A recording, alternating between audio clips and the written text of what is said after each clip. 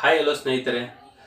ನಾವಿವತ್ತು ಹೋಗ್ತಾ ಇದ್ದೀವಿ ತುಂಗಭದ್ರಾ ಡ್ಯಾಮ್.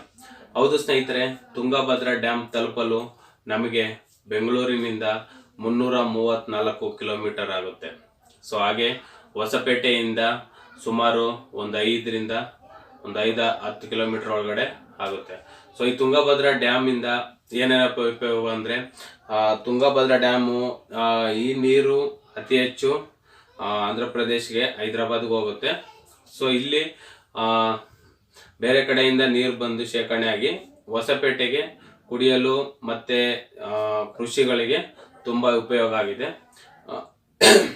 ಈ ನೀರಾವರಿ ಡ್ಯಾಮ್ನ ನೋಡಲು ಯಾವ ರೀತಿ ಇದಿದೆ ಅಂದರೆ, ಮೊದಲನೇದಾಗಿ ಡ್ಯಾಮ್ಗೆ ಹೋಗಲು ಎಂಟ್ರಿ ಫೀಸ್ ಅಂದರೆ, ಎಂಟ್ರಿ ಫೀಸು ಕೆಲವೊಂದು ಇದಕ್ಕೆ ಫೀಸ್ಗಳಿದೆ. ಡ್ಯಾಮ್ ನೋಡೋದಕ್ಕೆ ಯಾವುದೇ ಫೀಸ್ ಇಲ್ಲ. ಮೊದಲು ಪಾರ್ಕಿಂಗ್ ಚಾರ್ಜಿಗೆ ಅಂದರೆ ಪಾರ್ಕಿಂಗ್ ಚಾರ್ಜ್ ಬಂದ್ಬಿಟ್ಟು 2 ವೀಲರ್ಗೆ 10 ರೂಪಾಯಿ ಇದೆ, ಕಾರ್ಗಳಿಗೆ 20-25 ರೂಪಾಯಿ ಪಾರ್ಕಿಂಗ್ ಚಾರ್ಜ್ ಇದೆ. ಒಳಗಡೆ ಮೇಲ್ಗಡೆ ವೈಕುಂಠ ಅಂತ ಒಂದು ಇದಿದೆ, ಒಂದು ಗೆಸ್ಟ್ ಹೌಸ್ ಇದೆ ಮೇಲ್ಗಡೆ. ಆ ಗೆಸ್ಟ್ ಹೌಸ್ಗೆ ಹೋಗಲು ಕೆಳಗಡೆಯಿಂದ ಬಸ್ಗಳ ಸೌಲಭ್ಯ ಇದೆ. ಒಬ್ಬರಿಗೆ 20 ರೂಪಾಯಿ ಚಾರ್ಜ್ ಮಾಡ್ತಾರೆ.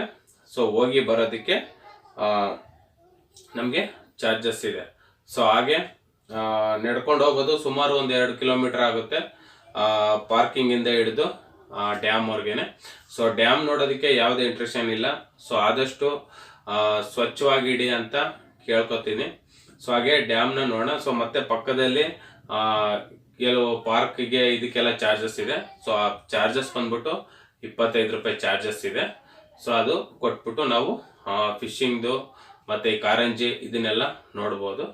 ನಾವು ಡ್ಯಾಮ್ನ ನೋಡೋಣ ಯಾವ ರೀತಿ ಇದೆ ಅಂದ್ಬಿಟ್ಟು. ಈ ಡ್ಯಾಮ್ನ ನೋಡ್ದ ಅಂತಂದರೆ, ಸುಮಾರು ನಾವು ಎಷ್ಟೇ ದೂರದವರೆಗೂ ಕಣ್ಣಾರಿಸಿದ್ರು ಸಮುದ್ರ ಮಟ್ಟದಲ್ಲೇ ಕಾಣುತ್ತೆ. ಆದಷ್ಟು ಸಂಜೆ ಸೂರ್ಯ ಮುಳುಗೋ ಟೈಮ್ನಲ್ಲಿ ನೋಡ್ದ ಅಂದರೆ ಏನೋ ಒಂಥರ ಚೆನ್ನಾಗಿರುತ್ತೆ, ಏನೋ ಸಮುದ್ರದಿಂದ ನೀರಿನಿಂದ ಮುಳುಗೋ ಥರ ಕಾಣುತ್ತೆ. ಆದಷ್ಟು ಸಂಜೆ ಕೊಟ್ಟ ಅಂದರೆ ಚೆನ್ನಾಗಿರುತ್ತೆ.